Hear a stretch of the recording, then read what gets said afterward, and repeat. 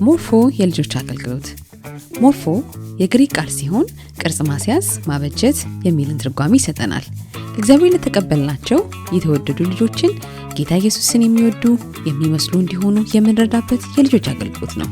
በዚህ ፕሮግራም ትምህርቶች፣ መዝሙሮች፣ ፊልሞች እንዲሁም ታሪኮችን ሌሎችም ይዘት ያላቸውን ፕሮግራሞችን የምናቀርብበት ድንቅ የልጆች ፕሮግራም ነው። ትኩረታችን ማነጽ፣ መቅረጽ፣ ማሳደግ። ሞርፎ የልጆች አገልግሎት።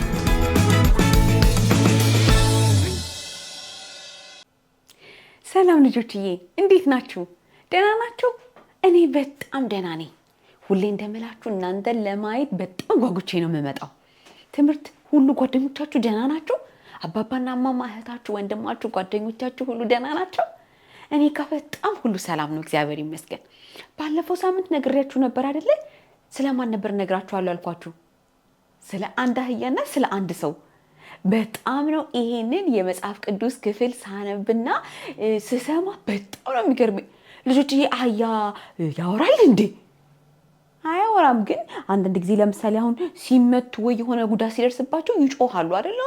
ብሎ ያለቅሳሉ እንጂ ይጮሃሉ እንጂ እንደዚህ ግን ንግግር እንደኛ አይናገሩም። መጽሐፍ ቅዱስ ላይ ግን አንድ ጊዜ አህያ የተናገረበት አጋጣሚ አለ። ምን እንደሆነ ልንገራችሁ። እሺ፣ የሚገርማችሁ በለዓም የሚባል አንድ ሰው ነበር። ከዛ ይሄ በለዓም እግዚአብሔር አትሂድ ያለው ቦታ ነበር። እሱ ግን እግዚአብሔርን ሳይሰማ የሆነ ቦታ መሄድ ፈለገ። እንደሱ ማድረግ ይቻላል? ትክክል ነው አይደለም? እግዚአብሔር አትሂድ ካለው አለመሄድ፣ በዚህ በኩል ደግሞ ሂድ ሲባል እሺ ማለት ነበረበት። ከዛ ይሄ በለዓም ምላችሁ ሰውዬ ምን አደረገ? እግዚአብሔር በዚህ በኩል እንዳትሄድ ብሎ ትእዛዝ ሰጥቶት፣ እሱ ግን አልሰማም ብሎ ልክ መንገድ ላይ ሲሄድ አህያ ነበረችው፣ ከአህያዋ ጋር ነበረ የሚሄደው። ከዛ እግዚአብሔርን ሳይሰማ በመሄዱ እግዚአብሔር በጣም ተቆጣ። ለምንድነው ትእዛዜን የማይጠብቀው? ለምንድነው የማይሰማኝ ብሎ በጣም ተቆጣ። ከዛ መልአኩ ሰይፍ ይዞ መንገድ ላይ ቆሞ ጠበቀው። ልጆችዬ በለዓም አላየውም በመንገዱ። ከዛ አህያዋ ግን ከበለዓም ጋር እየሄደች ነበረ። ከዛ ቀና ብላ ስታይ መልአክ አለ። ኧረ ብላ ወደ ጎን አለች። ከዛ በለዓም ደግሞ ነይ ወደዚህ ሂጂ ነይ ሲላት፣ እሷ ደግሞ አልሄድም ብላ ድርቅ ብላ ስትቆም መታት። ከዛ አሁንም አትሰማው። ከዛ አንቺ ዛሬ ምን ሆናለች? ምክንያቱም ሌላ ጊዜ ሂጂ ስትባል በዚህ ጋር ትሄዳለች፣ በዚህ ጋር ደግሞ ሲወስዳት ዝም ብሎ ሲመራት ትመራለች። ዛሬ ግን እሷ መልአኩን ስላየች ስለፈራች አልሄድም ብላ ድርቅ ብላ ቆመች። ከዛ በለዓም መልአኩን እኮ አላየም። እንደገና ካልሄድሽ ብሎ ድጋሚ ሲመታት አሁንም አትሄድም። ለምንድን ነው አልኳችሁ? የቆመውን መልአክ ስላየች ስለፈራች። በለዓም አይቷል እንዴ? አላየም። እሱ ዝም ብሎ ነው በቃ መንገዱን የሚያየው። ግን እሷ ግን መልአኩን ስላየች አይሄድም ብላ፣ ከዛ አሁንም መልሶ ሲመታት እንዴ ለምንድን ነው የምትመታኝ ብላ አህያዋ አወራች። ለምን ግን እንዳወራች የሚገምት ሰው አለ? እስቲ የሚገምት። ማውራት ስለቻለች? እስቲ ሌላ ምክንያት። ለምን መሰላችሁ? እግዚአብሔር ለበለዓም ስለተጠነቀቀለት ነው በአህያው በኩል የተናገረው። ለምን ትመታኛለህ አልሄድም ብላ ስትመልስለት፣ እሱ በዛ ጊዜ ለምን ሂጂ ስልሽ አትሄጂም ብሎ ከተናገረ በኋላ ከዛ ለካ ቀና ብሎ ሲያይ መልአክ ቆሟል። በጣም ደነገጠ። ልጆችዬ እግዚአብሔር ለበለዓም ስለተጠነቀቀለት ነው እንጂ እግዚአብሔር ለበለዓም ባይጠነቀቅለት ኖሮ አህያዋም ዝም ብላ ትሄዳለች፣ በለዓምም ይሄዳል።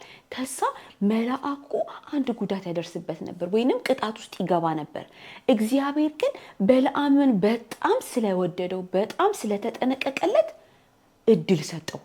ምን እንዲያደርግ? ቆሞ እንዲሰማ፣ ቆሞ ያልታዘዘውን ነገር ተመልሶ መታዘዝ እንዲችል እግዚአብሔር እድል ሰጠው። አይገርምም ልጆችዬ? ይኸውላችሁ አንዳንድ ጊዜ እግዚአብሔር በጣም እኛ እሱ በፈለገው መንገድ ላንሄድ እንችላለን። አንታዘዝም ብለን አናደርግም ብለን ስንሄድ እግዚአብሔር በቃ የራሳቸው ጉዳይ። ከዛ ከፈለጉ ይደቁ፣ ከፈለጉ የፈለጉትን ይሁኑ ብሎ አይተወንም። እንደገና ይመጣና ይመልሰናል። በሱ ጋር አይደለም እኔ ያልኳችሁ በዚህ ጋር ነው እያለ የሚመራ አምላክ አለን፣ አባት አለን። ደስ አይልም ልጆችዬ? ለምሳሌ እናንተ አሁን ከእናንተ ያነሰ በጣም ትንሽዬ ልጅ በጣም ትንሽዬ ልጅ እሳት አያውቁም አይደል? ከዛ ድክ ድክ ድክ እያሉ እሳት ሊነኩ ሲሉ እናንተ አይታችሁ የራሳቸው ጉዳይ ትክቲድ ከዛ ትቃጠላለች ብለን እንተዋቸዋለን? ኖ ኖ ኖ ኖ ኖ ብለን ኖ በዚህ ጋር እሳት እንዳያቃጥላችሁ ወይንም ደግሞ እንዳይጎዱ እኛ እንመራቸዋለን አይደለ? ልክ እንደዛ እግዚአብሔር ሁሉ ጊዜ እኛ እንዳንወድቅበት እንዳንጠፋበት ሁሉ ጊዜ ይመክረናል። ሁሉ ጊዜ እየጠበቀ በዚህ ጋር ነው እያለ መንገድ ይመራናል። አንድ ግን በጣም ትልቅ መንገድ ለሰው ልጆች የመራው እንዴት ነው ታውቃላችሁ? ልጁ ክርስቶስ ኢየሱስን በመላክ የህይወት መንገድ በዚህ ጋር ነው። በዚህ ጋር በልጄ በክርስቶስ ኢየሱስ ካመናችሁ የዘላለም ህይወት ይኖራችኋል፣ ኑ በዚህ ጋር ብሎ የመከረን መንገድ ያሳየን እግዚአብሔር ነው።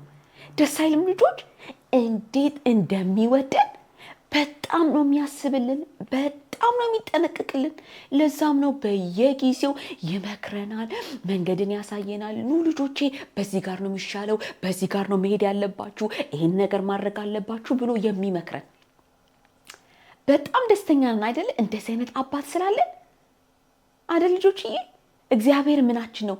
የሚመክረን፣ መንገድን የሚያሳየን፣ አቅጣጫን የሚያሳየን አባት አለን። አንድ ደግሞ ትልቅ ያሳየን ምን አልኳችሁ? የህይወትን መንገድ ለዘላለም ከእግዚአብሔር ጋር መኖር የምንችልበትን መንገድ አሳየን። ምን ብሎ? በልጄ በክርስቶስ ኢየሱስ እመኑ፣ ከዛስ ወዴት ሄዳላችሁ? ለዘላለም ከኔ ጋር ትኖራላችሁ ብሎ መንገድን ያሳየን ማን ነው? እግዚአብሔር።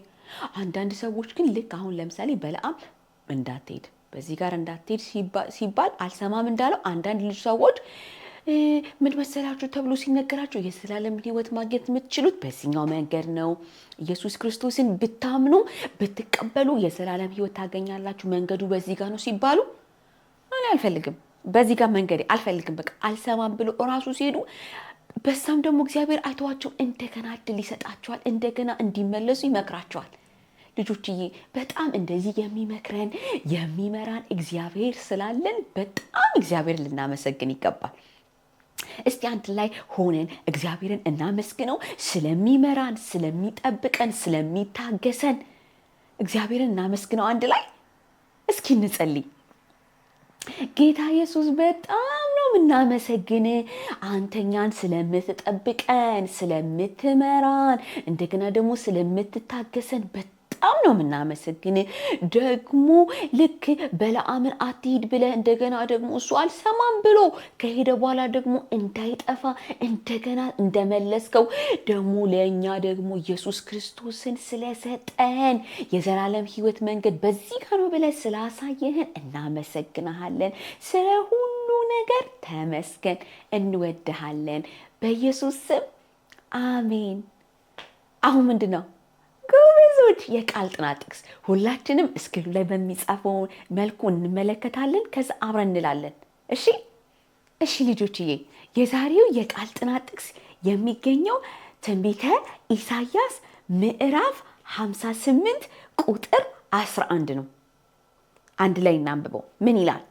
እግዚአብሔር ሁልጊዜ ይመራሃል፣ ነፍስህን በመልካም ነገር ያጠግባል፣ አጥንትህን ያጠናል፣ አንተም እንደሚጠጣ ገነት ውሃም እንደማያቋርጥ ምንጭ ትሆናለህ። እስኪ መጀመሪያውን ብቻ እንበለው። እግዚአብሔር ሁልጊዜ ምን ይልሃል? ይመራሃል። እስኪ ድጋሚ እንበለው። እግዚአብሔር ሁልጊዜ ምን ይልሃል? ይመራሃል። ልጆችዬ እግዚአብሔር ሁልጊዜ ምን ይለናል? ምን ይለናል? ይመራናል። በዚህ ጋር ነው ትክክለኛ፣ በዚህ ጋር ብትሄዱ ጥሩ ነው ብሎ የሚመራን እግዚአብሔር አለ። እሺ ልጆችዬ፣ ሁል ጊዜ ሲቸግራችሁ ደግሞ ምን ማድረግ አለብኝ፣ እንዴት ነው ማድረግ ያለብኝ ብላችሁ ስታስቡ እግዚአብሔር ስለሚመራችሁ እግዚአብሔርን ጠይቁት። እግዚአብሔር ሆይ እንዴት ባደርግ ይሻለኛል፣ እንዴት ብሆን ይሻለኛል ብላችሁ እግዚአብሔርን ስትጠይቁት እሱም ያሳያችኋል፣ መንገድን ያሳያችኋል። እሺ እግዚአብሔር ምን ይለናል? መንገድን ይመራናል። ልጆችዬ የዛሬው ትምህርታችን እዚህ ላይ ያበቃል። በሚቀጥለው ሳምንት ደግሞ አንዱ ደግሞ የእግዚአብሔር ባህሪ ምን እንደሆነ እነግራችኋለሁ። እሺ፣ የሚቀጥለው ሳምንት እስከምንገናኝ ደህና ሁኑ። ሞርፎ የልጆች አገልግሎት። ሞርፎ የግሪክ ቃል ሲሆን ቅርጽ ማስያዝ፣ ማበጀት የሚልን ትርጓሜ ይሰጠናል። እግዚአብሔር ለተቀበልናቸው የተወደዱ ልጆችን ጌታ ኢየሱስን የሚወዱ የሚመስሉ እንዲሆኑ የምንረዳበት የልጆች አገልግሎት ነው። በዚህ ፕሮግራም ትምህርቶች፣ መዝሙሮች፣ ፊልሞች እንዲሁም ታሪኮችን፣ ሌሎችም ይዘት ያላቸውን ፕሮግራሞችን የምናቀርብበት ድንቅ የልጆች ፕሮግራም ነው። ትኩረታችን ማነጽ፣ መቅረጽ፣ ማሳደግ። ሞርፎ የልጆች